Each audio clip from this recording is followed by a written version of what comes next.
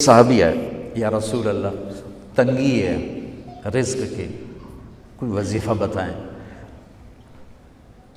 کتنے لمبے لمبے وظیفے لوگ پڑھ رہے ہیں کہ کاروبار کھل جائے اور روزی بڑھ جائے، کتنے لمبے چوڑے، کتنے کتابوں میں ایڈے ایڈے بڑے وظیفے لکھے پہ، پڑھوں جو بندہ بڈھا ہو جائے۔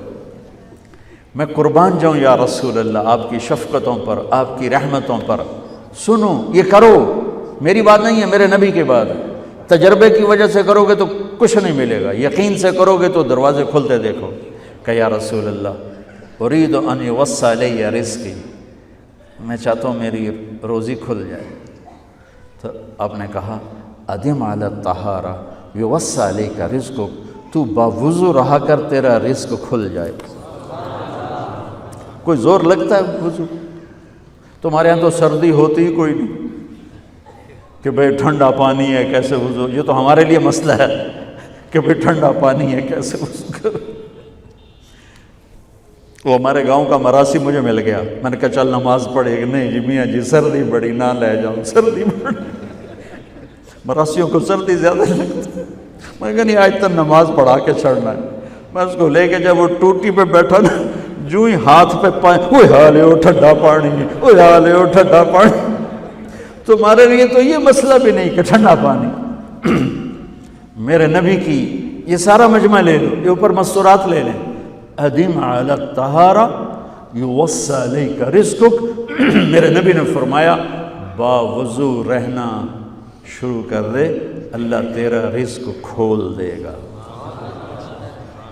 اب یہ اللہ رسول کی آپس کی بات ہے تو میری بات ہوتی تو دیوار پہ مار دو، تجربہ کرو۔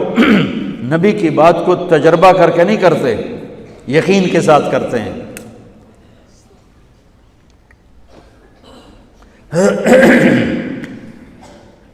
ادم علی الطہارہ یوسع علیک رزقک، باوضو رہا کر۔ اچھا باوضو رہنے کے اور فائدے، اللہ پیار کرتا ہے، شیطان ڈرتا ہے، اور وضو ہوگا تو نماز آپ ہی پڑھی جائے گی، چلو یار وضو ہے 4 فرض ہی پڑھ لو گی۔ ایک دفعہ شیطان آیا ہمارے نبی سے ملنے، تو آپ نے اس سے پوچھا تیرے دشمن کتنے؟ کہنے لگا 15۔ آپ نے فرمایا کون کون ہے؟ کہنے لگا پہلے تو تھوڑا ہی نمبر ہے، پہلا نمبر تو تھوڑے نال میرا لگو ہے۔ پھر کہنے لگا وہ مسلمان جو 24 گھنٹے باوضو رہتا ہے وہ میرا بڑا دشمن ہے۔ جو باوضو رہتا ہے اور باوضو سوتا ہے، ایک فرشتہ اس کے لیے بندگی کا ثواب لکھتا رہتا ہے۔ خیر واپس آتا ہوں، میرے نبی نے فرمایا 4 باتیں لے لو اور دنیا بھی تمہاری آخر، ساری PIA زندہ ہو جائے گی، ساری اکانومی زندہ ہو جائے گی، ساری معیشت زندہ ہو جائے گی۔ 5 بھی نہیں، ایک انگلی بھی آپ نے نیچے کر دی، کہ یہ بس اتنی لے لو۔ حفظ امانت، صدق حدیث، حسن خلیقت، عفت فی طعمت۔ کیا خوبصورت! ساری زندگی کسی کو دھوکہ نہ دینا، دیانت داری۔ میرے ملک کے ادارے کیوں ڈوب گئے؟ دیانت نکل گئی، کھوٹ آ گئی، دھوکہ آ گیا۔ میرے نبی نے کہا حفظ امانت، کبھی امانت میں خیانت نہ کرنا، صدق حدیث، کبھی جھوٹ نہ بولنا، ہمیشہ سچ بولنا۔ میرے نبی نے فرمایا میرا امتی ہر گناہ کر سکتا ہے، 2 نہیں کر سکتا، ایک جھوٹ کبھی نہیں بولے گا، ایک دھوکہ کبھی نہیں دے گا۔ میرے نبی کی 2 صفتیں ہائی لائٹ ہوئیں، صادق اور بولو کیا ہیں؟ کوئی اور بھی تو ہو سکتی تھی، جس سے مشہور کیا، قاب قوسین بھی تو ہے، اور ادنا بھی تو ہے، واللیل بھی تو ہے سیاہ زلفوں والا، والضحیٰ بھی تو ہے روشن چہرے والا۔ کس سے مشہور کیا؟ صادق امین۔ اگر آپ مجھ سے سوال کرو، میں ممبر رسول پہ بیٹھا ہوں کہ مولانا صاحب سارے دین کو 2 لفظوں میں بتاؤ، ساری شریعت کو، تو میرے پاس دو لفظ ہیں، سچائی اور امانت داری۔ آپ مجھ سے سوال کرو مولانا صاحب ساری دنیا کے کفر کو بتاؤ، تو میرے پاس دو لفظ ہیں، جھوٹ اور دھوکے بازی۔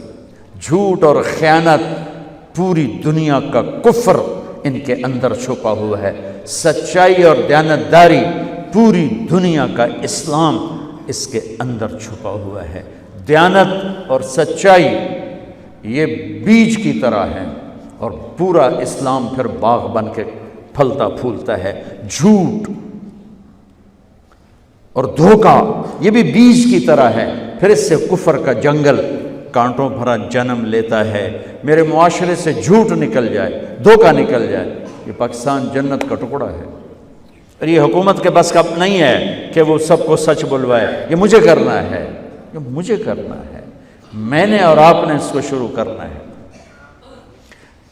حضرت جریر بن عبداللہ یہ یمن کے شہزادے تھے، آخری حج پہ مسلمان ہوئے۔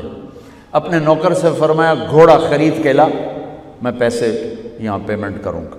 وہ منڈی میں گیا، 300 روپے کا گھوڑا لے کر آیا۔ جب انہوں نے گھوڑوں کو دیکھا تو وہ قیمتی تھا، مالک کو پتہ نہیں تھا، اور یہ گھوڑوں کی نسل کے پہچاننے والے اس سے کہنے لگے تیرے گھوڑے کے 400 کر دوں؟ کر دو۔ بڑا حیران ہو کے دیکھنے لگا، بھائی ہے کہ آپ تو مجھے چیز خریدنی ہے تو میں گھٹاتا ہوں،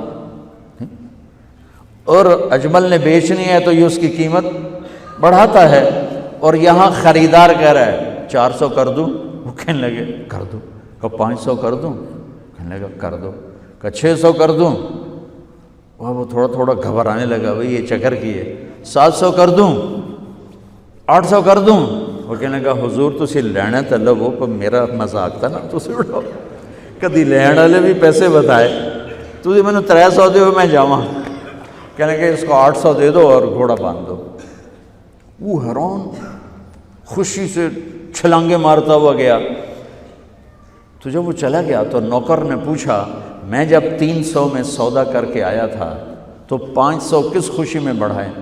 فرمایا میرے بھائی اس کے گھوڑے کی قیمت 800 تھی، 300 نہیں تھی، اور میں نے نبی کے ہاتھوں میں ہاتھ دے کے یہ وعدہ کیا تھا زندگی بھر کسی کو دھوکہ نہیں دوں گا، سب کی خیر خواہی چاہوں۔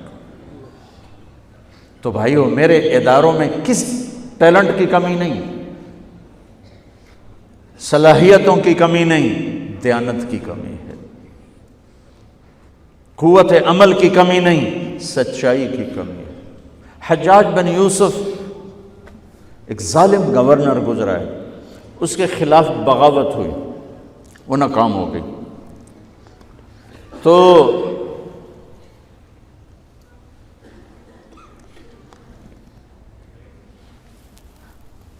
کوفہ میں ایک بزرگ رہتے تھے، ان کے بیٹے اس بغاوت میں شریک تھے۔ وہ چھپتے چھپاتے کئی سال کے بعد واپس آ گئے۔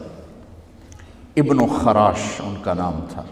ان کی سچائی مشہور تھی کہ ابن خراش جھوٹ نہیں بولتا۔ حجاج کو پتہ چل گیا CID سے کہ آ گئے، تو اس نے کہا آج ابن خراش کا امتحان ہوگا۔ اس کو کھانے پہ بلایا، عنوان ہی نہیں بنایا تفتیش کا، کھانے پہ بلایا اور کھانا شروع ہو گیا۔ باتوں باتوں میں کہتا ہے ابن خراش آپ کے بیٹے ہمارے خلاف لڑ کے بھاگ گئے تھے، کوئی پتہ ہے؟ تو ابن خراش ہنس پڑے، کہنے لگے حجاج زندگی موت تو اللہ کے ہاتھ میں ہے، گھر آئے بیٹھے۔ تو اس نے کہا تیری سچائی کو سلام کرتا ہوں، اگر تو جھوٹ بولتا یہیں تیرا سر اتارتا، پھر تیرے بیٹوں کا جاؤ سلام ہے تیری سچائی کو، تیرے بیٹے تجھے مبارک ہوں، مسلمان جھوٹ نہیں بولتا۔ میرے نبی سے پوچھا گیا یا رسول اللہ کیا مسلمان بزدل ہو سکتا؟ کہا کیا مسلمان بخیل ہو سکتا؟ آپ نے کہا۔ پھر پوچھا گیا جھوٹ بول سکتا؟ کہا نہیں، جھوٹ نہیں بول سکتا۔ تو دو باتیں حدیث پاک کی، صدق حدیث، حفظ امانت، یہ دو باتیں زندہ ہو جائیں تمہارے سارے ادارے زندہ ہو جائیں، ہم نقصان سے نکل کر نفع میں آ جائیں گے، نفع میں آ کر اوروں کو دینے والے بن جائیں گے۔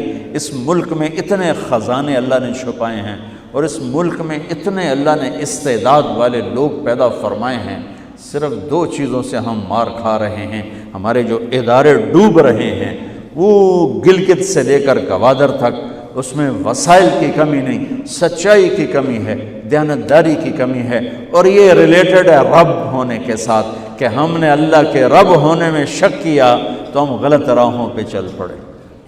رب تو اللہ ہے، دینے والا تو اللہ